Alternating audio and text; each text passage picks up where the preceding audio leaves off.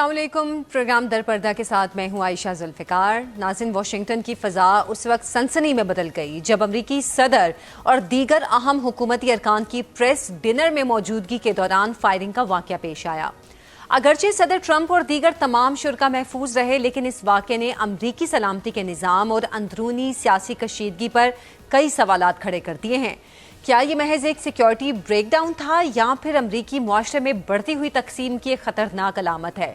दूसरी जानिब अमरीका और ईरान के दरमियान मुज़ाकरात एक बार फिर गैर यकीनी की धुन में हैं। सख्त बयानात, सिफारती तातुल और बज़ाहिर बरकरार जंगबंदी, ये सब मिलकर एक पेचीदा मंजरनामा तश्कील दे रहे हैं। ईरान के वज़ीर ख़ारिजा अब्बास इराक़ची के हालिया दौरे मस्कत से इस्लामाबाद तक इस खित्ते में तेज़ होती सिफारती सरगर्मियों की अक्कासी करते हैं। ओमान में सुल्तान हैसम बिन तारिक से मुलाकात हो या पाकिस्तान की अस्करी और सियासी क़यादत के साथ मुशावरत, ईरान वाज़े तौर पर एक ऐसे इलाकाई सिक्योरिटी ढांचे की तश्कील की कोशिश कर रहा है जो अमरीकी असर से हटकर खुद मुख्तारी की बुनियाद पर खड़ा हो।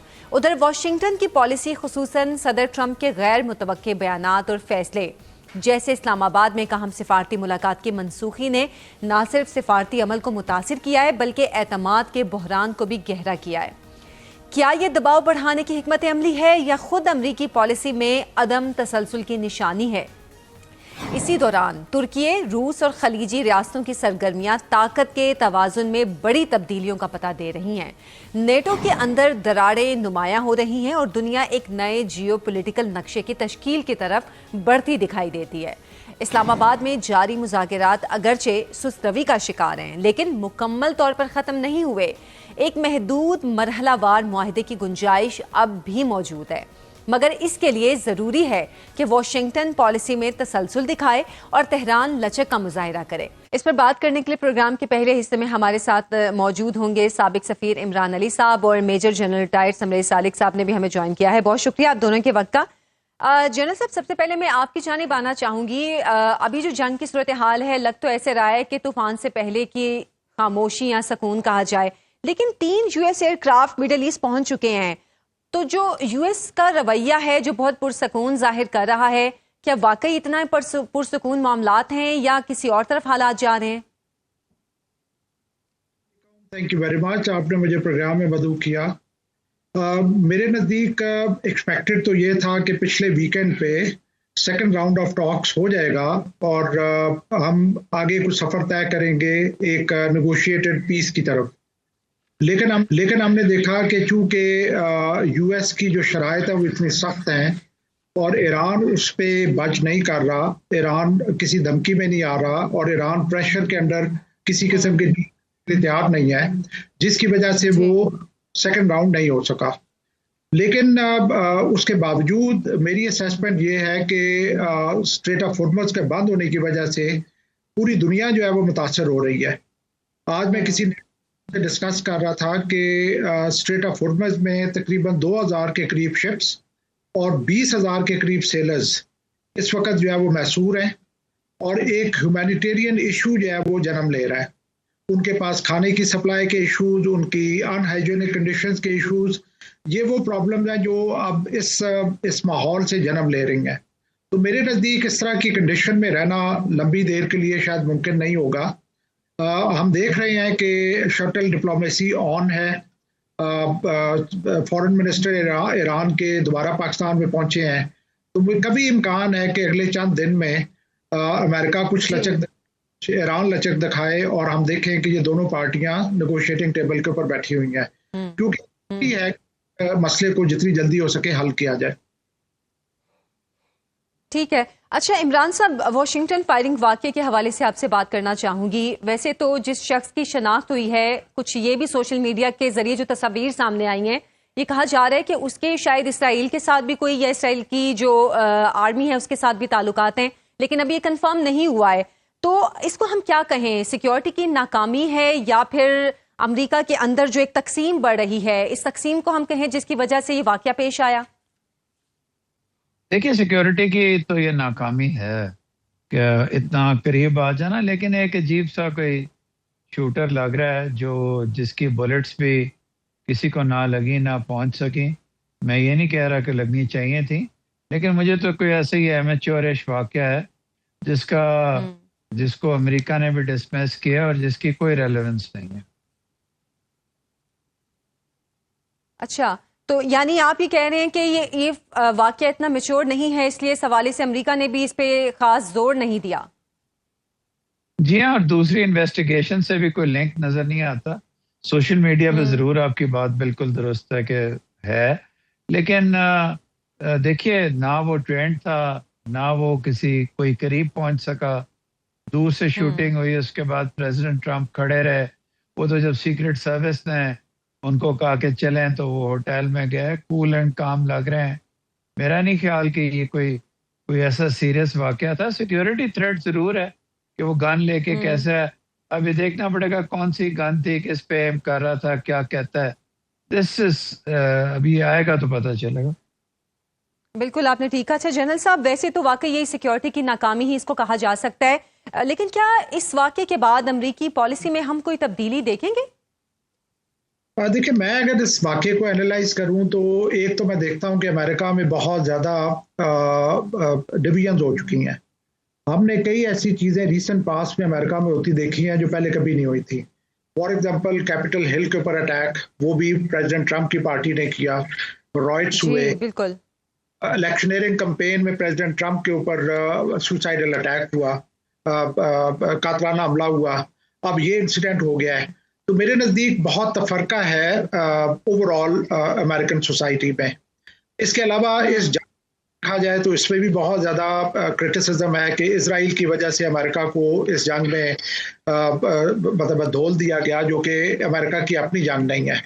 इसके अलावा अराउंड 34 के करीब सीनियर ऑफिशियल्स को सैक किया गया इस जंग की वजह से। तो मेरे नज़दीक बहुत ज़्यादा एजिटेशन, फ्रस्ट्रेशन और एंजाइटी है अमेरिकन सोसाइटी में। एक तो ये हो सकता है कि दिस इज इनसाइडर, एक इनसाइडर है, जैसे एम्बेसडर साहब ने कहा कि बहुत ज़्यादा कुछ सीरियस इंसिडेंट तो नहीं था, बट इन एनी केस इस तरह की एक्टिविटी जहाँ पे प्राइम मिनिस्टर और प्रेसिडेंट एंड वाइस प्रेसिडेंट दोनों मौजूद हैं, वहाँ पे इस तरह की एक एक्टिविटी हो जाना, it is really surprising. Second, इसमें यह भी पॉसिबिलिटी है कि प्रेसिडेंट ट्रंप के ऊपर इस वक्त बहुत ज़्यादा प्रेशर है इजरायली लॉबी का। तो कई दफ़ा ये चीज़ें एज अ वार्निंग शॉट भी होती हैं कि अगर ये हो सकता है तो कुछ और भी हो सकता है। तो इन दोनों एंगल से फर्दर इन्वेस्टिगेशन होगी तो चीज़ें कुछ क्लियर होंगी। बिल्कुल। अच्छा इमरान साहब, अभी जिस तरह जंगबंदी का माहौल है, लेकिन अमेरिका की जानिब से कभी सख्त बयान आते हैं और कभी बिल्कुल भी कहा जाता है कि हम इस जंगबंदी को बरकरार रखेंगे। ऐसा लग रहा है जैसे अमेरिकी हुकूमत अभी कुछ कंफ्यूज है कि हालात को किस तरफ लेकर जाना है। क्या अमेरिकी सदर चाइना विजिट का वेट कर रहे हैं कि चाइना के दौरे से इन मुज़ाकिरात को मजीद मुंसलिक किया जाएगा? देखिए, अगर चाइना का विजिट टाइम पे होता है तो जरूर डिस्कशन होंगी, प्रेसिडेंट को क्रिटिसाइज भी किया जाएगा। चाइनीज सामने तो कभी क्रिटिसाइज नहीं करते, वो इंडोर मीटिंग्स में शायद क्रिटिसाइज करें, लेकिन याद रखें चाइना का विजिट वो आगे पीछे कर सकते हैं। वो अगर यहाँ if he doesn't want to go दोबारा कर सकते हैं। जी क्यों नहीं, वो जून में जा सकते हैं। He can think about going into जून।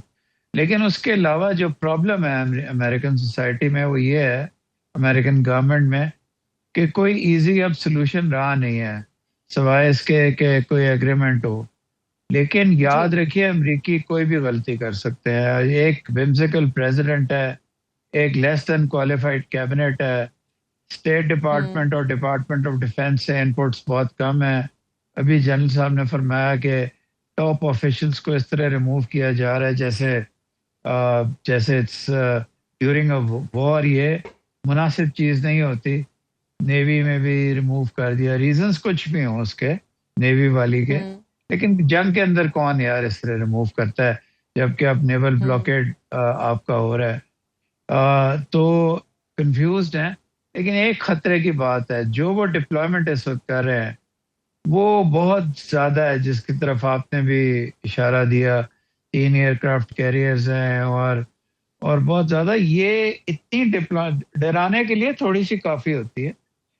इतनी ज़्यादा डिप्लॉयमेंट ये ना हो कि ईरान अपने असूली मौक़िफ़ पे रहे और अमेरिका खुद कोई ऐसी गलती कर बैठे जिसके बाद अमेरिका को तो नुकसान हो गई, लेकिन बड़े ममालिक नुकसान से निकल आते हैं।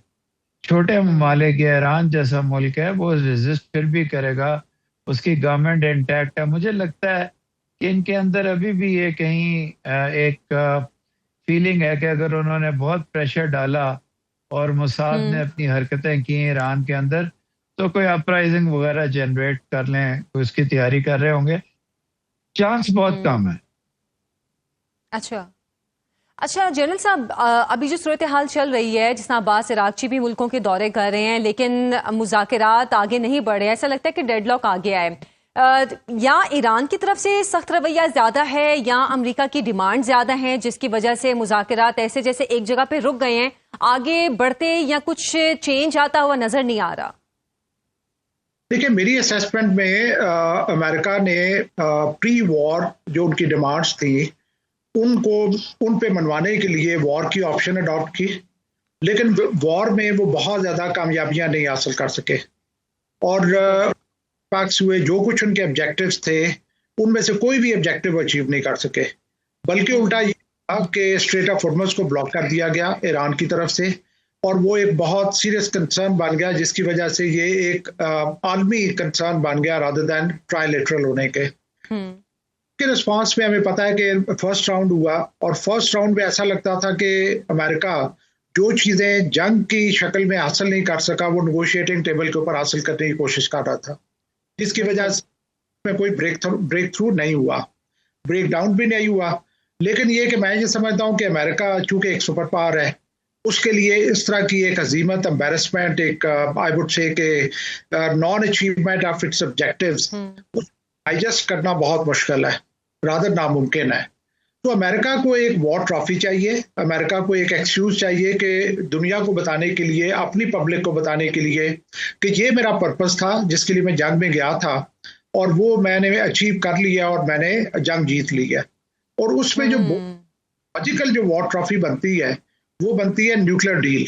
अगर न्यूक्लियर डील कुछ हो जाए, जिसका कुछ लग रहा था कि ऐसा हो जाएगा लेकिन दोबारा से उसमें तातल आ गया, तो मैं ये समझता हूँ कि अमेरिका की कोशिश यही है कि किसी किस्म की ऐसी डील मिल जाए जिसको वो प्रोजेक्ट कर सके एज वॉर ट्रॉफी और उसकी बेसिस पे वो कहे कि ये एक्सरसाइज की थी, इससे मैंने ये हासिल किया है। उसकी गैर मौजूदगी में जब नहीं होती, अमेरिका के लिए इन चीज़ों को एक्सेप्ट करना या डाइजेस्ट करना बहुत मुश्किल होगा। इसमें अभी दोनों, एक तरफ तो ये है कि जैसे जितनी उन्होंने डिप्लॉयमेंट की है दोबारा से जंग भी शुरू हो सकती है, और लेकिन उसमें मैं ये समझता हूँ कि जो ऑप्शंस अभी तक अमेरिका के पास बची हैं, boots on ground, very serious consequences, almost unthinkable, nuclear option उससे भी ज्यादा अनथिंकेबल, उसके इससे भी ज्यादा सीरियस कॉन्सिक्वेंसेस हैं। ये जो ब्लॉकेट करके बैठे हुए हैं, this is the only option that they have as of now. या इसके बाद दोबारा से बम्बार्डमेंट शुरू कर दें, बम्बार्डमेंट उन्हें ना पहले और ना फ्यूचर में कुछ देगा। तो इसलिए America is running out of options और अमेरिका के लिए जरूरी है कि जितनी जल्दी हो सके किसी किस्म की डील मिले और वो अपनी कामयाबी का सके। अच्छा, जनरल साहब ने जो बात की है इमरान साहब कि अमेरिका को एक एक्सक्यूज चाहिए इस जंग से निकलने के लिए, ताकि अपने अवाम को भी इस मामले में सेटिस्फाइड कर सकें कि वो जंग शुरू क्यों की और इस जंग से वो जीत कर निकले कैसे हैं। लेकिन ईरानी मीडिया कह रहे हैं कि ईरान अफजूदा यूरेनियम के हवाले से बात नहीं करना चाहता। अगर तो ईरान इस मामले पर बात ही नहीं करेगा तो फिर अमेरिका दूसरा मुद्दा ऐसा क्या सामने लाएगा कि जिस पर बात करके वो इस जंग से आराम से निकल भी सकें, अपनी फेस सेविंग भी कर सकें? देखिए, ये जो एक तो जन साहब बिल्कुल ठीक कह रहे हैं कि उसको सिर्फ एक ट्रॉफी चाहिए इस वक्त, उसको एक वॉर ऑब्जेक्टिव थे ही कोई नहीं। इसराइल बहुत बुरी तरह ईरान को के डिफेंस और बाकी इंजीनियरिंग इंफ्रास्ट्रक्चर को तबाह करना चाहता था। उस मेरा ख्याल है वो इसराइल ने तो अपने ऑब्जेक्टिव अचीव कर लिए, तो ट्रॉफी चाहिए। देखें, ये जो यूरेनियम की जो मिकदार है इसको शिफ्ट करना, ये प्राइमरी ऑब्जेक्टिव नहीं है। प्राइमरी ऑब्जेक्टिव उनका ये है कि ईरान अब जीरो एनरिचमेंट पे तैयार हो जाए और अपना एनरिचमेंट का राइट छोड़ दे।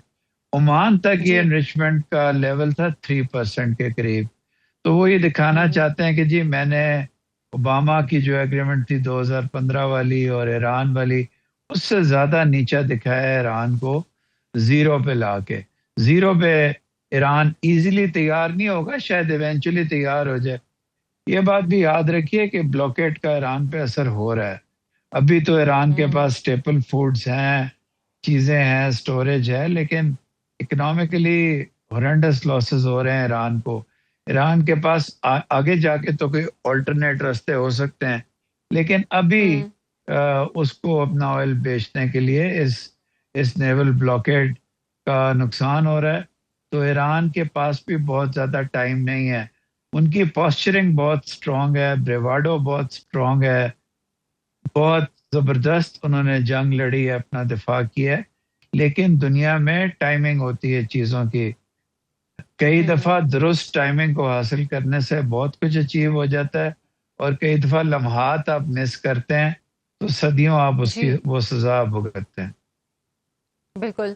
अच्छा जनरल साहब, अगर ईरान रवैये में लचक नहीं दिखाता, जिस टाइम इमरान साहब भी बात कर रहे थे, इस वक्त ईरान की भी ये मजबूरी है इस जंग से निकलना, क्योंकि जो हालात इस वक्त ईरान में भी हो रहे हैं वो भी दुनिया जानती है। तो ईरान इस जंग से किस तरह निकले कि ईरान की भी फेस सेविंग हो, क्योंकि स्ट्रेट ऑफ हॉर्मज़ बंद होने की वजह से जो मुश्किलात हैं वो ईरान पे ज्यादा पड़ रही हैं। इसमें कोई शक नहीं कि ब्लॉकेड की वजह से ईरान भी पिंच हो रहा है, लेकिन हमें यह भी देखना होगा कि ईरान का सिर्फ जो तरसीलात का रास्ता है वो सिर्फ समंदर नहीं है, लैंड कनेक्शन भी है, बहुत सारे 3-4 मुल्कों के साथ वो कनेक्टेड है। तो उन तक ये चीज़ें, उस साइड से तो कोई ब्लॉकेट नहीं हो सकता। एट बेस्ट यही है कि अमेरिका ने कहा कि जो उनके साथ ट्रेड करेगा उनके साथ मैं सैंक्शन लगाऊंगा, लेकिन उसके बावजूद ये चीज़ें जो है ये किसी ना किसी फॉर्म में पहुंच सकती हैं।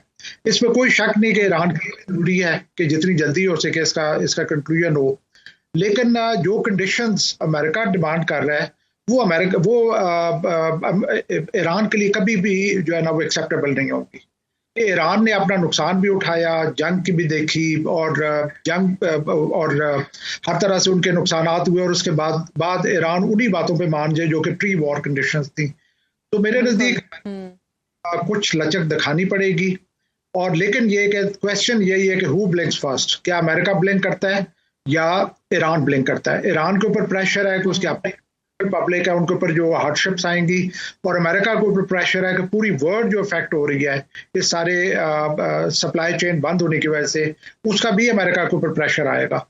तो इट्स अ बिग क्वेश्चन कि हु ब्लिंक्स फर्स्ट, बट मेरा ख्याल है कि ईरान अभी भी कुछ अपनी परजवेनेंस दिखाएगा।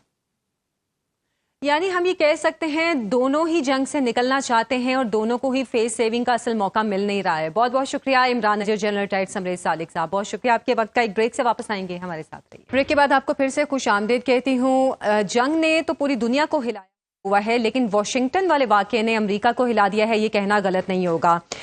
इस वाक़े के असरात क्या होंगे, इस हवाले से भी हम बात करेंगे, और इसकी वजूहात क्या हैं इस पर भी बात करेंगे, और साथ ही साथ इस वक्त जंग किस मुकाम पर खड़ी है और आगे इसका मुस्तकबिल क्या होगा, इस पर भी हम बात करेंगे। हमारे साथ मौजूद हैं अनवर इकबाल, सीनियर सहाफ़ी और तज्ज़ियाकार, वॉशिंगटन से हमें ज्वाइन करेंगे। अनवर साहब बहुत शुक्रिया आपके वक्त का। उनके साथ हमें ज्वाइन किया है अब्दुल्ला हमीद गुल साहब ने, माहिर सिक्योरिटी अमूर हैं। अब्दुल्ला साहब आपके वक्त का भी बहुत शुक्रिया। सबसे पहले अनवर साहब, मैं आपसे इस वाक़े के हवाले से जानना चाहूँगी जो गुज़श्ता रात को पेश आया, जो बात मैं कर रही थी कि शायद ये ऐसा वाक़या था जिसने अमेरिका को हिलाया है, तो गलत नहीं होगा। वजूहात क्या सामने आई हैं? तो सबसे पहले तो आपका शुक्रिया, और ये बात आपसे बिल्कुल दुरुस्त है कि अमेरिका को हिला दिया है, बिल्कुल हिला दिया है। जो वजूहात हैं बड़ी ऑब्वियस है। सबसे बड़ी वजह वो है इस पर जो इस वक्त जो पार्टी पावर में है वो उससे बात नहीं करना चाहती। वो ये है कि यहाँ गन की, बंदूक की इजीली, इतनी आसानी से उसकी दस्तयाबी, अब तो फिर भी थोड़ी बहुत, यानी डेमोक्रेट्स के हंगामा करने की वजह से स्कूलों में जो कत्ल आम होता है उसकी वजह से, उसके बाद जो अक्सर आपने बंदे मारे जाते हैं, 20-20, 25-25 बंदे वन गो में, तो उसकी वजह से थोड़ी बहुत पाबंदियां लगी हैं। इस तक कि अगर आप बंदूक खरीदने जाए तो आपका ड्राइविंग लाइसेंस चेक करते हैं, वरना तो पहले बंदूक खरीदना ऐसा ही था जैसे आप जाके शुगर आगे आ जाए। तो अब भी कोई मुश्किल नहीं है, लाइसेंस वगैरह की किसी चीज़ की जरूरत नहीं है, कोई वेरिफिकेशन नहीं होती। अब उसमें झगड़ा ये कि मुझे अमरीकी ये कहते हैं कि उनके दस्तूर में उनको असलहा रखने की आज़ादी हासिल है, उसकी हिस्ट्री है, यहाँ आए थे और यहाँ उनको जो भी मुश्किलात का सामना था उसके लिए वो बंदूक से अपनी भी जगह बनाई उन्होंने इस मुल्क में। तो वो उस आज़ादी को बरकरार रखना चाहते हैं। बड़ी बहस है, आपको पता कि यहाँ जो राइफल एसोसिएशन है वो उसकी मेंबरशिप जो है लाखों में है और वो बहुत पैसे देते हैं, बहुत बड़ी लॉबी है वो, यानी इसराइली लॉबी से भी ज्यादा मुस्तहकम लॉबी है राइफल एसोसिएशन वालों की। और वो बज़ाब्ता वो कांग्रेस के मेंबरान जो हैं वो मजबूर होते हैं उनके आगे, क्योंकि उनके पैसों से वो इलेक्शन लड़ते हैं। तो वो इस पे पाबंदी नहीं लगने देते हैं। जब तक पाबंदी नहीं लगेगी, जब तक लाइसेंस नहीं होगा, इस तरह के वाक़यात होते रहेंगे कि किसी के लिए भी बंदूक खरीद के कहीं भी पहुंच जाना बहुत आसान होता है। तो दूसरी वजह जो है वो ये है कि सदर ट्रंप जो है उनकी शख्सियत ऐसी है कि वो एक्सट्रीम लव और एक्सट्रीम हेट दोनों जनरेट करते हैं। यानी इस मुल्क में इसमें कोई शुबा नहीं है तो उन्होंने एक ऐसा वोट बैंक बनाया है जो पहले कभी इलेक्शन में हिस्सा ही नहीं लेता था। ये वो देहातों में रहने वाले सुफैज मोहम्मद, जिससे मेरा सदर ट्रंप के साथ आने से पहले काफ़ी मेरी गुफ्तगू भी हुई। तो हमारे दोस्त हैं जो यहाँ एक ऐसे कॉलेज में पढ़ाते हैं, स्कॉटिश कॉलेज है जिसके इर्द गिर्द 100-150 मील दूर तक सिवाय जहाज के कुछ भी नहीं है। उनसे जब बहस होती तो वो यही कहते थे कि हम तो इलेक्शन में हिस्सा नहीं लेते। वॉशिंगटन जो है वो साजिशों का गढ़ है। अक़वाम मुत्तहिदा जो अमेरिका के खिलाफ साजिश है इसको निकाल देना चाहिए और उनको वो वोट में लेके आए। तो वो लोग जो हैं वो अब भी उनके साथ हैं और वो बहुत उनको लाइक करते हैं। दूसरी तरफ जो लिबरल डेमोक्रेटिक माइंडेड लोग हैं वो उनसे बहुत चिढ़ते हैं। तो जब एक्सट्रीम फीलिंग हो तो इस तरह का वाक़या हो जाता है। अब आप ये देखिए जो शख्स जिसमें मुलविस है कोल एलन, वो जो है वो कोई आम मुजरिम नहीं है, यानी इसलिए वो वहाँ इतना करीब होकर में पहुंचने में कामयाब हो गया कि वो किसी प्रोफाइल में नहीं आता। वो यहाँ की one of the top university में कैलकटा वहाँ का ग्रेजुएट है, ठीक है, मास्टर्स किया हुआ है, सॉफ्टवेयर डेवलपर है, तो एक सक्सेसफुल आदमी है। अब लेकिन उसके बारे में जो आस्ता आस्ता पता लग रहा है तो वो एक लिबरल व्यूज का आदमी है। सदर ट्रंप उनकी पॉलिटिक्स को नापसंद करता था। तो जब इस तरह की एक्सट्रीम पॉलिटिक्स होती है तो उसमें ये भी होता है। बिल्कुल बिल्कुल। अच्छा अब्दुल्ला साहब, वैसे तो शुक्र है इस वाक़े की जिम्मेदारी ईरान जंग से नहीं जोड़ दी अमरीकी हुकूमत ने, लेकिन एक एतमाद का फुकदान हम ईरान जंग में भी देख रहे हैं और अमरीकी अवाम में भी देख रहे हैं। अमरीकी हुकूमत की हम पॉलिसीज़ कहीं ऐसी हैं कि जिसकी वजह से उन पर एतमाद मुश्किल होता जा रहा है, दुनिया का भी और ख़ुद अमरीकी अवाम का भी। बिस्मिल्लाहिर्रहमानिर्रहीम, बहुत बहुत शुक्रिया आपके मौजूद गेस्ट की। मुझे आवाज़ ज़रा ब्रेक हो के आ रही थी। हाउएवर मैं जो समझ पाया हूँ मैं गुजारिश कर दूं। देखिए, आई बिलीव कि ये इसको रूल आउट नहीं किया जा सकता कि ये एक इनसाइड जॉब है और उसकी बहुत पीछे वजूहात हैं। सबसे बड़ी वजह यह है कि जिस होटल में वो ये प्रोग्राम हो रहा था वो बंदा उसी होटल में ठहरा हुआ था और वो इसी वजह से ठहरा था क्योंकि उसको पता था कि प्रेसिडेंट ट्रंप ने आना है। तो अगर प्रेसिडेंट ट्रंप ने जब ऐलान किया हुआ था और उनकी जो इंटेलिजेंस एजेंसीज हैं, FBI है, CIA है, नेशनल सिक्योरिटी एजेंसी है, दीगर प्रेसिडेंशियल सिक्योरिटी हैं, तो उन सब ने जाहिर है फिर आने से पहले होटल के जब उन्होंने ऐलान किया था तब से होटल को कॉर्डन किया हुआ था। तो उस सारी सूरत के अंदर मुझे ये बताएं कि होटल में असला कैसे आ गया। होटल में एक कमरा लिया without security check, without background check, उसको कैसे आने दिया? This one question. The other question is very important. हर लेवल के ऊपर जो होटल के मुख्तलिफ फ्लोर्स हैं वो उनके ऊपर सिक्योरिटी होता है और वो सिक्योरिटी ब्रीच करके हर जगह से वो इस जगह तक, वेन्यू तक पहुंचना, तो क्या ये मुमकिन है कि अंदर का आदमी मुलविस ना हो? क्या ये आदमी बिल्कुल, ये सबसे बड़ा सवाल है। क्या ये आदमी अकेला था या इसके साथ एक पूरा सिस्टम मौजूद है? बहरहाल ये कोल एलन जो है ये कोई आम आदमी नहीं है, ये पढ़ा लिखा आदमी है। इसने कैलिफोर्निया यूनिवर्सिटी से मास्टर किया और बतौर मुआविन एक प्रोफेसर के तौर पर वहां काम भी करता रहा, पढ़ाता भी रहा। तो आप देखें कि इसका मतलब ये है कि अमेरिका के अंदर कहीं ये भी तो वजूहात हैं। आप देखें कि अमेरिका के अंदर जो इस टाइम पे इंतशार चल रहा है, जिसको बड़ी तेजी से डोनाल्ड ट्रंप जो है वो ईरान के इंतशार के अंदर बताना चाह रहे हैं, हालांकि वहां तो ऐसी कोई चीज नजर नहीं आ रही। लेकिन आप ये देखें कि Joe Kent national security adviser on terrorism उन्होंने क्यों इस्तीफा दिया, जो आर्मी चीफ थे क्यों रिजाइन ले लिया गया, जो नेवल मिनिस्टर थे उनसे ड्यूरिंग वॉर उनको जो है वो सैक क्यों किया गया, जो उनके ये जो अटॉर्नी जनरल थे उनको क्यों निकाल दिया गया एप्स्टीन फाइल के वाले। तो अब आप मुझे ये बताइए कि डोनाल्ड ट्रंप की जहां पॉपुलैरिटी में 55% लोग उनके मवाखले की इम्पीचमेंट की बात कर रहे हों, डोनाल्ड ट्रंप को 55% लोग महंगाई का सबब करार दे रहे हों, इस टाइम पे रिपब्लिकन पार्टी के लोग टिकट वापस कर रहे हैं, इस्तीफे दे रहे हैं, मिड टर्म इलेक्शन के लिए कोई टिकट लेने के लिए तैयार नहीं है, इस टाइम पे कांग्रेस में दिन के बाद उनको वोट लेना है, एतमाद का इजाजत लेनी है कि जनाब मैं ये जंग जारी रख सकता हूं या नहीं, क्योंकि 60 दिन मुकम्मल हो बिल्कुल सारे के अंदर। फिर सबसे जो अहम बात है कि उनके ऊपर अमेंडमेंट 25 का इतलाक की बातें हो रही हैं। 24 कांग्रेसमैन ने ये कहा हुआ है कि जी उनके अख्तियारात खत्म करके जेडी वेंस को दिए जाएं, क्योंकि उनकी ज़हनी तवाज़ुन ठीक नहीं है। ये मैं नहीं कह रहा, ये वो कह रहे हैं। और फिर जो हर हफ्ते जो उन्होंने करारदाद लाने की बात कही है, जिसमें वो पहले भी ला चुके हैं कि इनके अख्तियारात महदूद, तो ये सारी चीजें स्टेज भी हो सकती है ना इसी होटल के अंदर 1991 के अंदर, if I don't mix up. तो यहाँ जो साबिक सदर थे उस वक्त रोनाल्ड रेगन, उन पे भी इसी होटल में हमला हुआ था। और फिर उससे पहले जॉन एफ कैनेडी को किसने मारा था, ये 9/11 का वाकया हुआ, वो क्या इनसाइड जॉब नहीं थी? तो फिर इस सारे के अंदर मुझे ये बताइए कि इंक्वायरी कहाँ गई? जो प्रेसिडेंट ट्रंप पे हमला हुआ उसकी इंक्वायरी आपके सामने आई क्या? बताया कि कौन थे लोग जो इंक्वायरी ऑफिशियल आई कि 9/11 की, क्योंकि 9/11 की जो आखिरी इंक्वायरी जो एक ही रखी गई उसके अंदर हेनरी किसिंजर ने ये कह के इंक्वायरी का हिस्सा बनने से और उसको चेयर करने से इनकार कर दिया था कि I can't be part of a biased inquiry.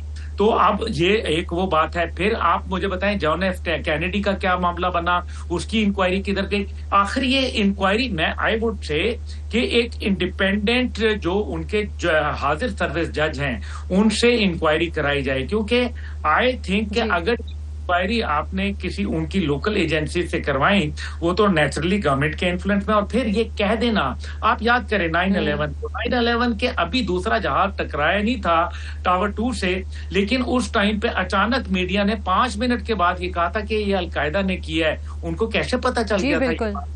और अभी ये कह देना, यानी हम ये कह सकते हैं अब्दुल्ला साहब पहलगाम वाकये में और 9/11 में मुमासलत थी जी। अब ये कह देना कि मेरी पॉलिसी ईरान के ऊपर तब्दील नहीं होगी। भाई आपने कैसे ये बात कर दी कि क्या मतलब उस जो हमलावर था उसने ये कोई बोला है कि मैं ईरान के हवाले से, उसका तो बयान सामने नहीं आया।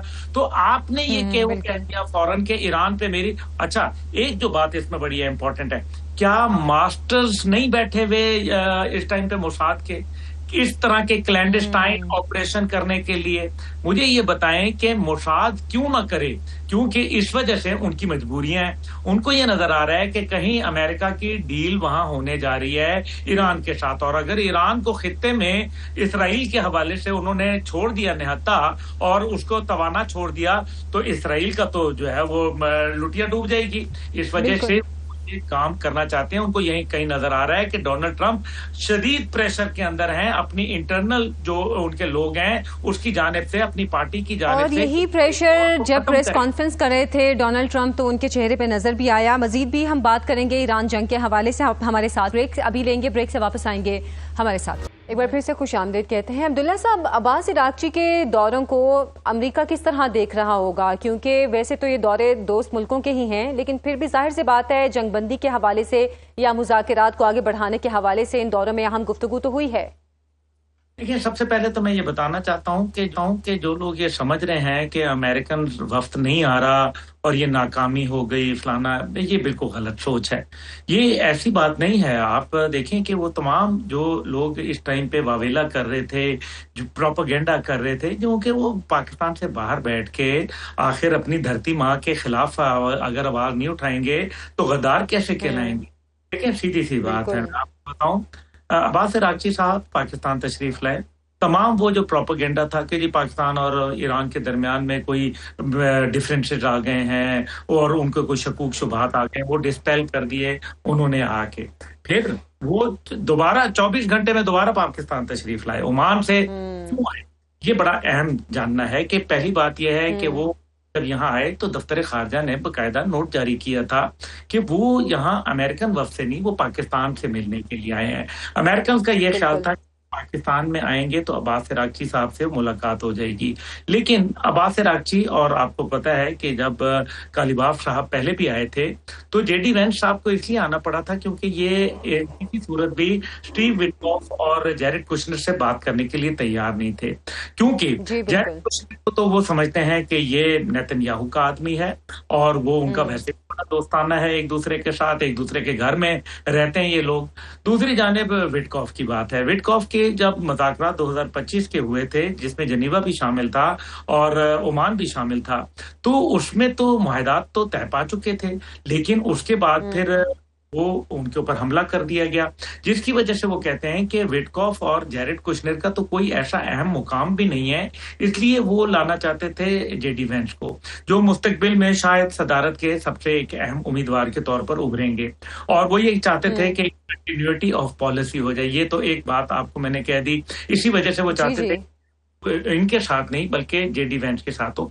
पाकिस्तान तशरीफ लाए, अब्बास इराक़ची साहब, बात हुई, सब कुछ हुआ, जो पैगाम था वो उन्होंने बता दिया। वजीर आजम, आर्मी चीफ और नायब वजीर आजम से उनकी मुलाकातें हुई, DGISI से मुलाकात हुई जो नेशनल सिक्योरिटी एडवाइजर भी हैं, और उसके बाद वो ओमान के दौरे पे चले गए। अब ये कहना कि ये ओमान का, देखिए ओमान का ये वही जगह है, ओमान जहां पहले भी उनके मुज़ाकरात हो रहे थे और उसके नतीजे आपको याद होगा कि तुर्किया ने कहा था कि हम मुज़ाकरात करेंगे, तो उन्होंने कहा नहीं, हम ओमान से ही शुरू करेंगे, कंटिन्यूटी ऑफ मुज़ाकरात रहे, वरना कोई तुर्किया का अगर हमने वेन्यू चुन लिया तो वो कोई एक नया डायलॉग नजर आएगा, इसलिए ओमान जाना जरूरी था। तो रूस इसलिए क्योंकि उसके साथ उनके बाकायदा ये शाहिद कामाकाजी ड्रोन जो हैं वो उन्होंने सप्लाई किए थे और वो उनको बिल्कुल, तो रूस के साथ उनका एक बड़ा ताल्लुक है, ईरान का एक बहुत पुराना गहरा ताल्लुक है। जंग शुरू होने से पहले भी आपको याद है कितने एंटीनॉव जहाज जो थे वो भर भर के वहां आए थे, गालिबन दुनिया कहती है कि वो असले के आए थे। तो मकसद ये है के साथ ताल्लुक है।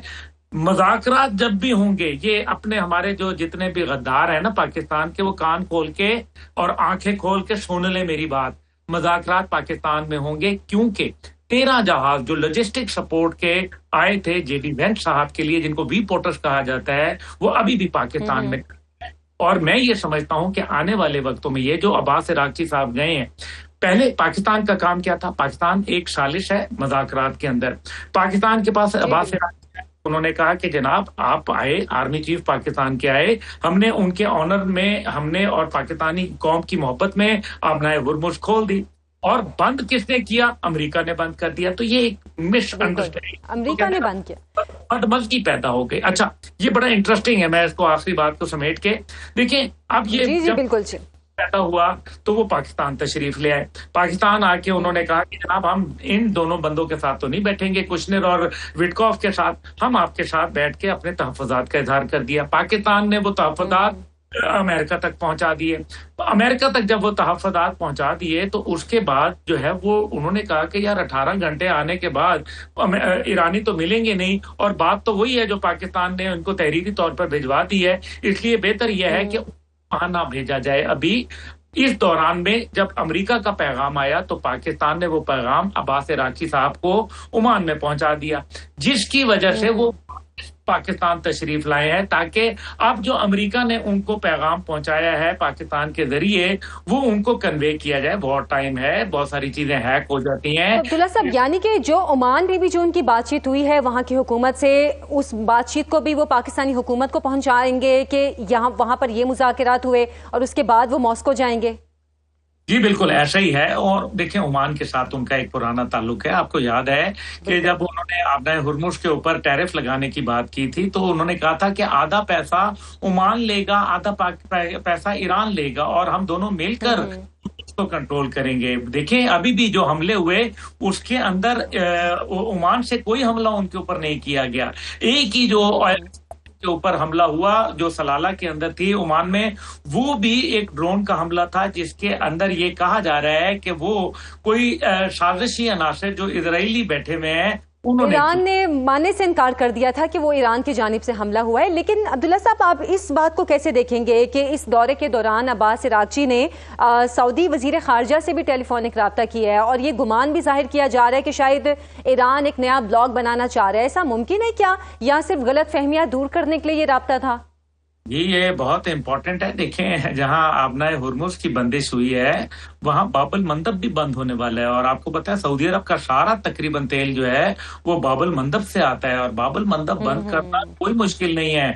2023 और 2024 के अंदर 4 यूएसएस शिप्स को जो है निशाना बनाया गया था, जिसमें अब्राहम लिंकन भी मौजूद था। ये अलग बात है कि अमेरिकन इसको तस्लीम नहीं करते, बल्कि इंडिपेंडेंट जराए इसको बताते हैं कि उन जहाजों को अच्छा खासा नुकसान पहुंचा था, और यही वजह है कि उसके बाद से हूतीज जो थे उनका एक बहुत ज्यादा उनकी हिम्मत और हौसला बढ़ गया। तो इसलिए मेरा ख्याल है कि बाबल मंदब के ऊपर सऊदी अरब से बातचीत जो है वो भी हुई होगी, और इसके अलावा क्योंकि पाकिस्तान हर वक्त जो हॉटलाइन कायम की हुई है वो मिस्र के साथ, तुर्किया के साथ, कतर के साथ, सऊदी अरब के साथ और इसी तरीके से ईरान और अमेरिका के साथ हॉटलाइन कायम की हुई है। मैं नहीं समझता कि इसके अंदर देखें, इसका मतलब यह है कि सऊदी अरब जो है वो एक मस्बत किरदार अदा करना चाहता है, और मुझे सऊदी अरब का वो बयान भी याद आ रहा है जिसमें उसने कहा था कि हम नहीं चाहते कि हमारे पड़ोस में कोई एक जाहरे किस्म का पड़ोसी हो, लेकिन एंड ऑफ द डे के ऊपर दिन के आखिर में पड़ोसी पड़ोसी होता है। ये एक अच्छा बयान था, ये एक गुडविल जेस्चर। बिल्कुल। तो आई थिंक लेकिन अब्दुल्ला साहब, फिर आप यूएई के किरदार को कैसे देखेंगे? क्योंकि यूएई ने तो ये कहा है कि हम ईरान को अब एक मुस्तकिल खतरे के तौर पर देखेंगे, तो इसका मतलब कि यूएई अब ईरान को अपने जारे पड़ोसी के तौर पर देख रहा है? तो देख लेना जी, फिर क्या कर लेगा।